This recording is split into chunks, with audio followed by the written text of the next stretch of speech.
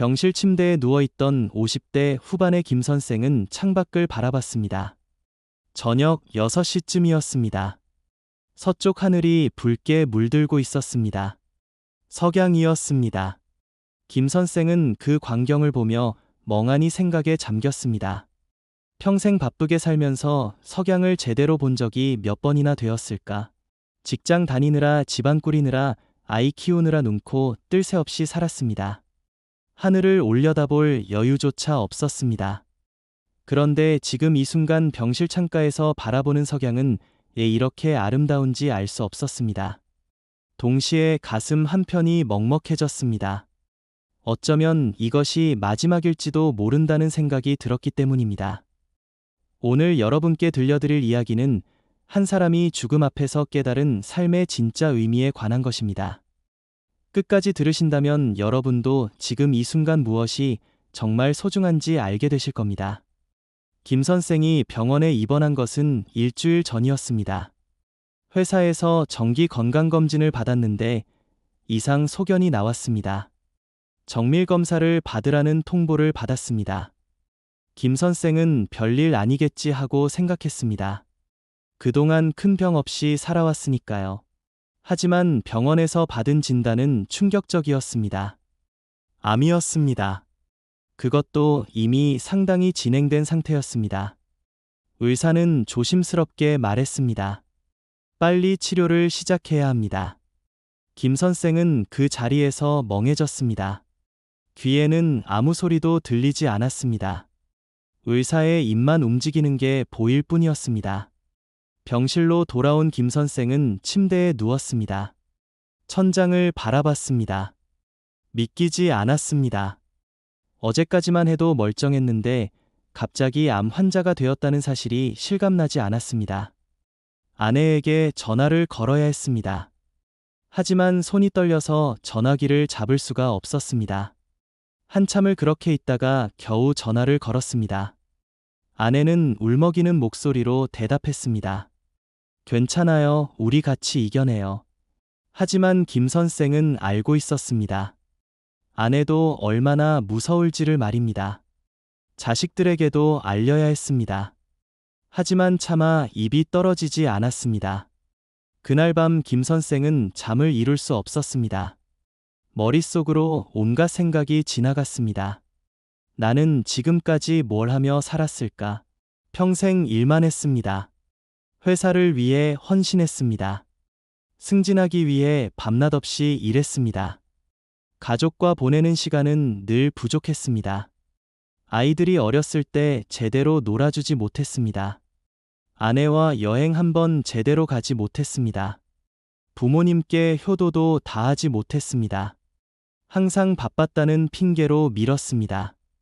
나중에 시간 나면 하겠다고 생각했습니다. 하지만 그 나중이 이렇게 빨리 올 줄은 몰랐습니다.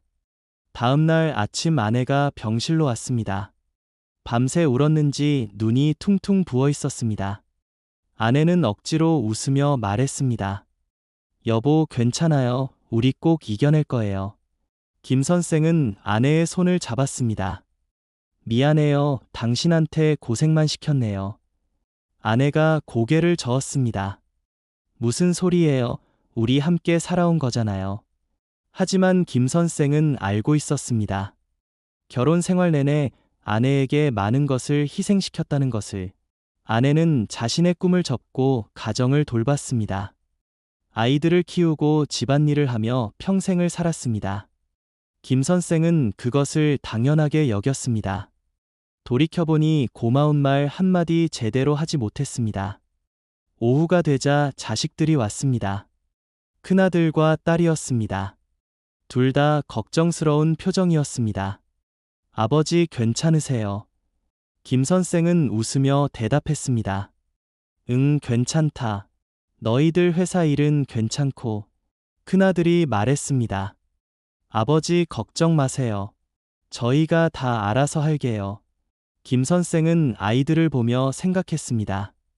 내가 이 아이들에게 좋은 아버지였을까? 늘 엄격했습니다. 공부하라고만 했습니다. 성적이 나쁘면 혼냈습니다. 아이들의 마음을 들어주지 못했습니다. 무엇을 좋아하는지, 무엇을 원하는지 물어보지 않았습니다. 그저 내가 정한 길을 따르라고만 했습니다. 후회가 밀려왔습니다. 저녁 무렵 모두 돌아가고 김 선생은 다시 혼자가 되었습니다. 창밖을 바라봤습니다. 해가 지고 있었습니다. 하늘이 붉게 물들었습니다. 김 선생은 그 광경을 보며 눈물이 났습니다. 아름다웠습니다. 이렇게 아름다운 석양을 왜 평생 보지 못하고 살았을까? 매일 지는 해였습니다. 하지만 한 번도 제대로 본 적이 없었습니다. 항상 바빴습니다. 회사에서 야근하거나 술 마시거나 피곤해서 집에서 쉬거나 했습니다. 하늘을 올려다볼 여유가 없었습니다. 지금 와서 보니 그것이 얼마나 큰 손실이었는지 깨달았습니다. 옆 침대에 입원해 있던 노인이 말을 걸었습니다. 석양이 참 아름답죠. 김 선생이 고개를 돌렸습니다.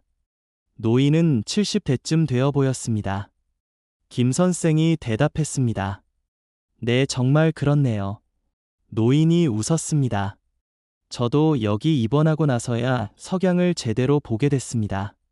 평생 바쁘게 살았거든요. 김 선생이 물었습니다. 어떤 병으로 입원하셨어요? 노인이 담담하게 대답했습니다. 저도 암입니다. 이미 3년째 투병 중이에요. 김 선생은 놀랐습니다.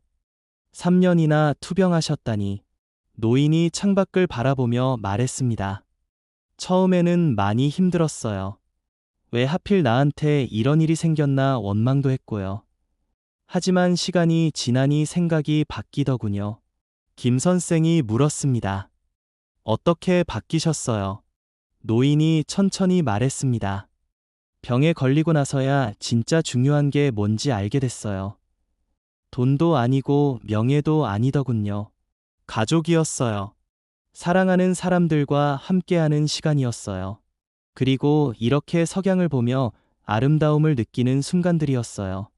평생 놓치고 살았던 것들이죠. 김 선생은 노인의 말에 깊이 공감했습니다. 자신도 똑같았기 때문입니다.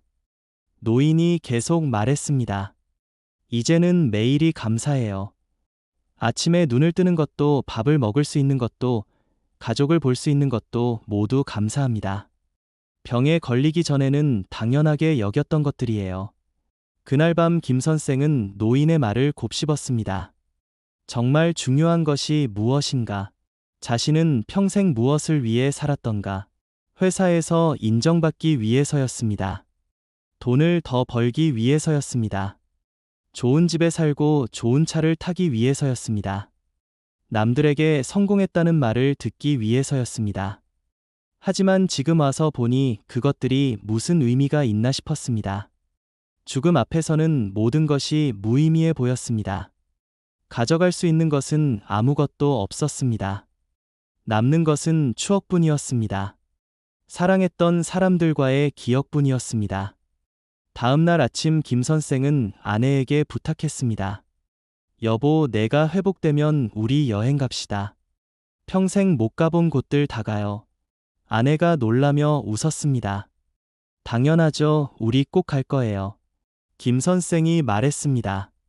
그리고 미안해요. 평생 당신한테 잘해주지 못해서. 이제라도 잘할게요. 아내의 눈에 눈물이 고였습니다. 무슨 소리예요? 당신은 좋은 남편이었어요. 하지만 김 선생은 알고 있었습니다. 자신이 부족했다는 것을. 이제라도 바로잡고 싶었습니다. 자식들이 다시 왔을 때 김 선생은 말했습니다. 미안하다, 아빠가 너희들한테 엄격하게만 대했구나. 너희들 마음 제대로 헤아려 주지 못했어. 큰아들이 말했습니다. 아니에요, 아버지. 저희는 아버지가 저희를 사랑한다는 거 알아요.